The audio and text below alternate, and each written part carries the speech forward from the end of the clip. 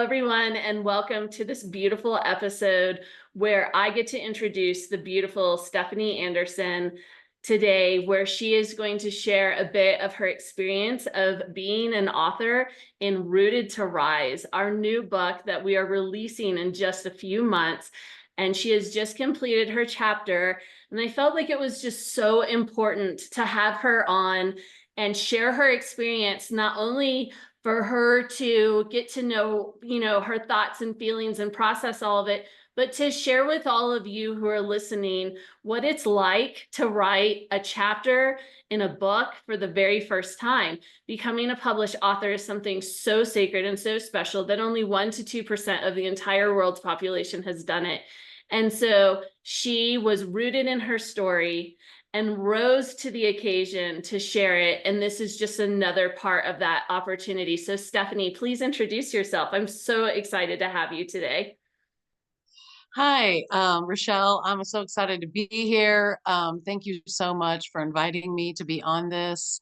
I really appreciate your efforts in pulling the stories out of us, in inviting us to share them, and giving us a platform to do so. So thank you for that. Like Rachelle said, my name is Stephanie. I have been on the journey to become a published author with Rachelle and another group of amazing ladies that we have met through the plant, through the cannabis plant, and specifically the hemp version of the cannabis plant has led us to become rooted in a sisterhood of I want to say around wellness, because I feel like even though our book we haven't read everyone else's stories, I'm certain that they're rooted in wellness, such as mine. And yeah, I'm just excited to be here and share. Yeah, I love that you said rooted in the sisterhood, in the togetherness, in the coming together and sharing shared, you know, obstacles as well as overcoming them. And that's really what our book is about. And the wellness, it's not just physical, most of it is mental health. And that's what brought a lot of us to the plant to begin with in many different ways. And so I'm just so excited.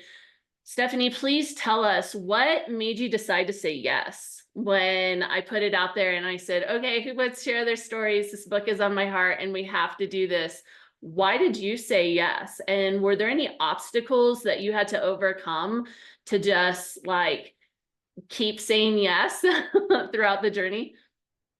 Um, Great questions, and I think you hit on it. The mental wellness that I was sharing, I wasn't really. I guess the story that I was sharing with my friends was that I was feeling so much better, and the impact that I felt like just sharing that was having on my close network.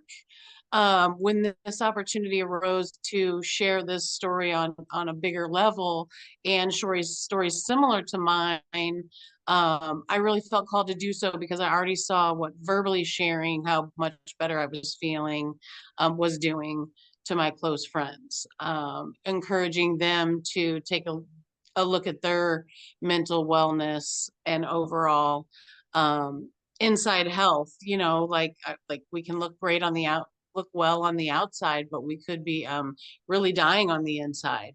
Some part of us, whether it be an organ or whether it just be something in our brain that's doing something to us. So yeah, that is what called me to say yes. And I feel like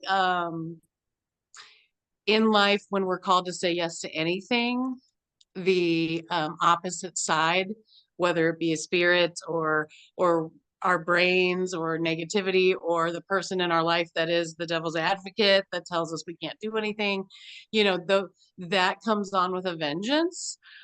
For me, it's always time and perfectionism that I battle. That, you say you want to be a published author and you think, oh, I'm going to go sit in with my coffee on my back deck, and it's going to be gorgeous out, and I'm going to cozy up with a blanket and my pen and my paper and write to my heart's content, and I'll have my story. And wow, that is not how it happens. I wish. I mean, I had that in my head and I did that the first couple times, and not a word got put to paper because I was like, where are the words? Why aren't they flowing?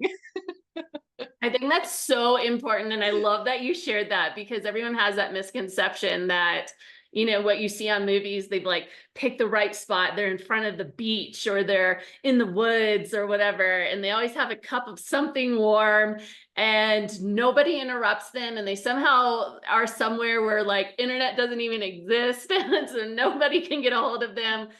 I'm so glad you brought up that truth. And that's something I bring up in the beginning before everybody starts writing. This is a journey that you're not going to expect the ups and downs. And I love that you brought up that time was your thief, and that, it's hard to put what normally comes so naturally through our mouths sometimes down on paper, because it's almost like you're having that conversation with yourself. And I think that's the hardest part, is when you have the conversation with yourself. Yeah, the conversation with yourself that really is a continuous theme throughout the writing process. Whether you're sitting down writing or you're thinking about writing or you're thinking about the fact that you're not writing, you have a theme going through your brain, and of the words that you want to say and of things that how you want to say it and topics that you want to say. So for me, there was a lot of write a note in my phone or dictate something into a message that I could, try and pull out of later, because just those nuggets that you didn't want to drop them. It was something that when you went back to write, you didn't want to have to try and remember, oh, what was that great sentence I thought of when I was driving 2 weeks ago? No, that is never coming back. Not the exact one anyway. Or even just a word or a word I was playing with that I wanted to say it better and couldn't figure out. And even now I've pressed send and finally made myself change the word final to final draft. I was so delayed in doing that.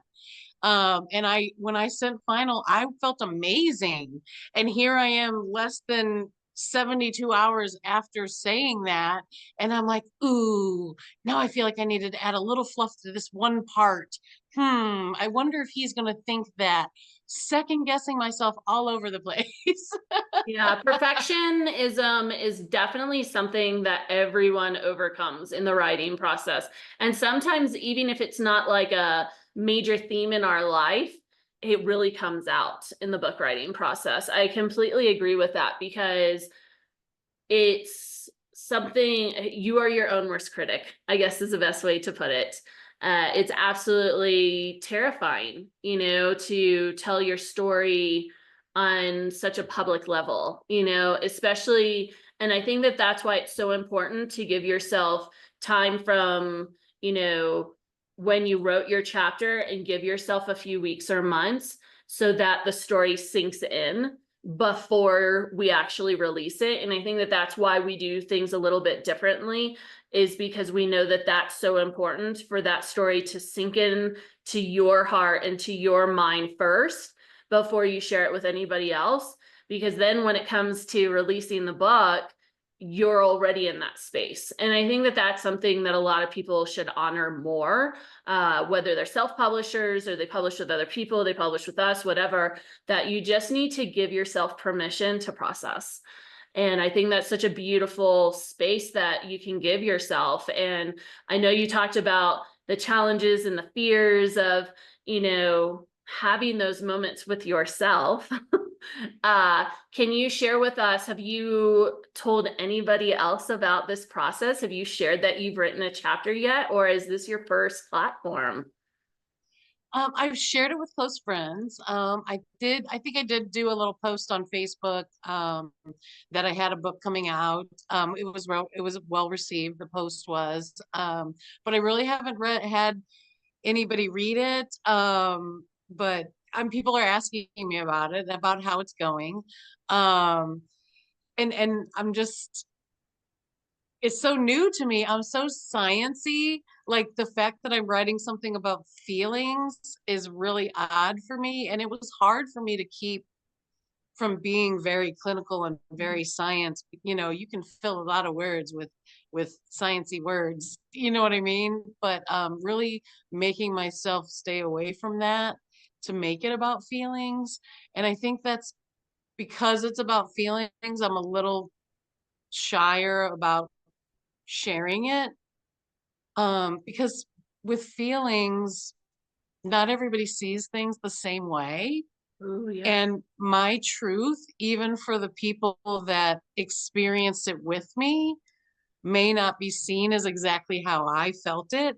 And I hate to, I hope nobody ever feels like what I'm speaking or writing is untrue, because that's not, I would never be dishonest in that way.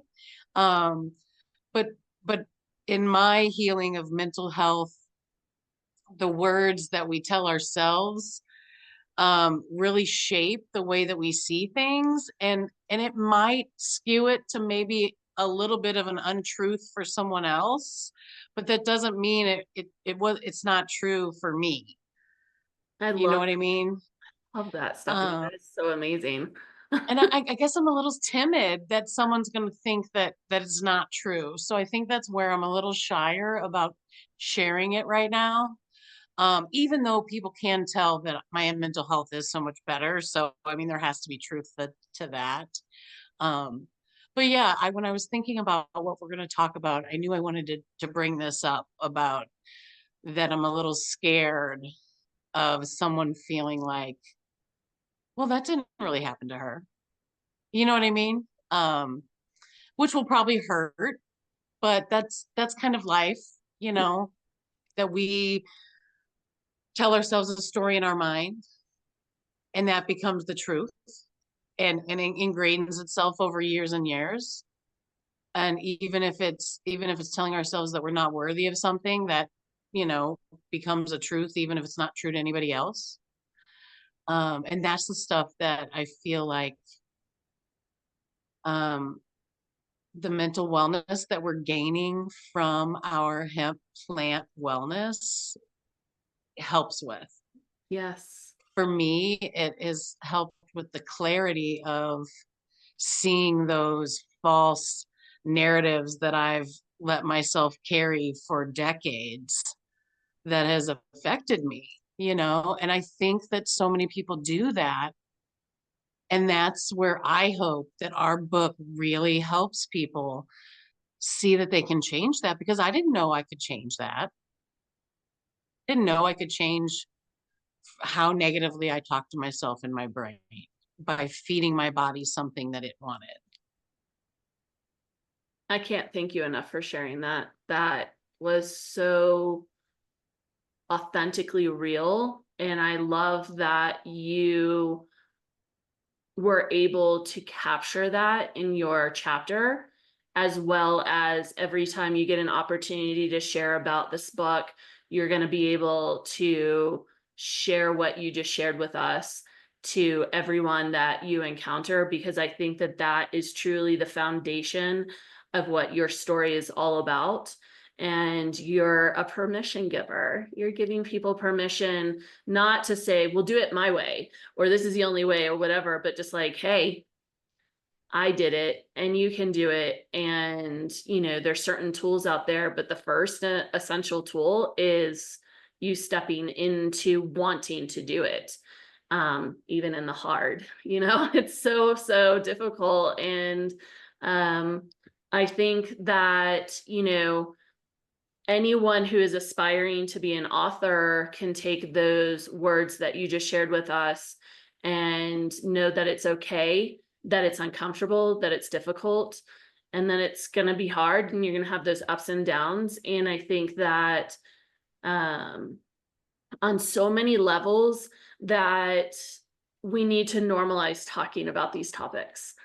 That's really what it comes down to. We need to normalize it. We need to make sure that it's not just, and I'm probably aging myself here, but it's not just an Oprah topic, right? Like back in the day, where Right. it was just talked about on Oprah or what have you. And I think it's so important that it becomes a part of our culture so that future generations don't need to have that same negative self-talk. We break different habits that we've had over generation after generation after generation. When you know better, you can do better. And it's what you do with that that matters. And if you do nothing, then what's the point of the knowledge? It really comes Great. down to that. Yeah.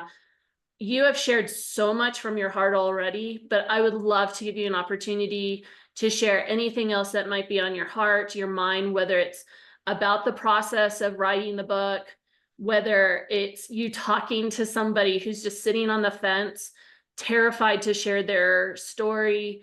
If you want to share maybe something that you experienced with me and James, if there's anything that, that helped you through the process, or really just anything about your chapter that maybe you even didn't even get to share. Anything. This is your space, your time. What would you like to share with us? Good questions. A couple of things come to mind. First, the tip of reading your story out loud before you turn it in is critical. So don't skip that. Um, I recommend stepping away from it after you think you're done before you read it out loud, because you're rereading it so much during the process that you're not really reading out loud immediately after you're done writing it. So for me, I set it down for weeks, for 2 weeks before I reread it out loud. I can't say enough not to skip part. um, Gosh, James is a fantastic editor. If you're sitting on the fence, listen to me. If you've thought about something more than 10 times, God is putting it on your heart to share that with other people. You don't keep thinking about the same um, thing that is potentially scary without it's supposed to be part of your walk and your journey and what you're supposed to share with the world.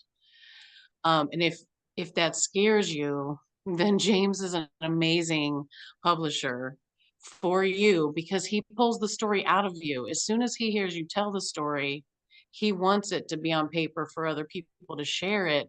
So he pulls with the right questions during the editing process to get you there. Um, and then don't feel like you have to tell everything. It's still your story, even if you're not sharing every nitty gritty detail. I think that was something that was hard for me too, is that I wanted to weave all the important things in, but then I felt like they all deserved their own space. And that's tough when you're trying to, um, come to a point of what you're trying to share. So all of those things was made the process hard, but the process amazing, and really the editing process was fantastic with you guys. So not having experienced other publishers, but just knowing that I'm blessed to have worked with you guys with the encouragement and the things that you guys shared, the journaling prompts, the outline help, all really made it less scary, I guess. Even though, the whole process was scary and emotional, and but less, because you were being encouraged instead of uh I don't want to say the word criticized, but pushed, I guess. We were being encouraged instead of pushed, I guess. Um, so there's that. I feel like there was one more thing that I wanted to mention. Give me 1 second. It's not coming to me now.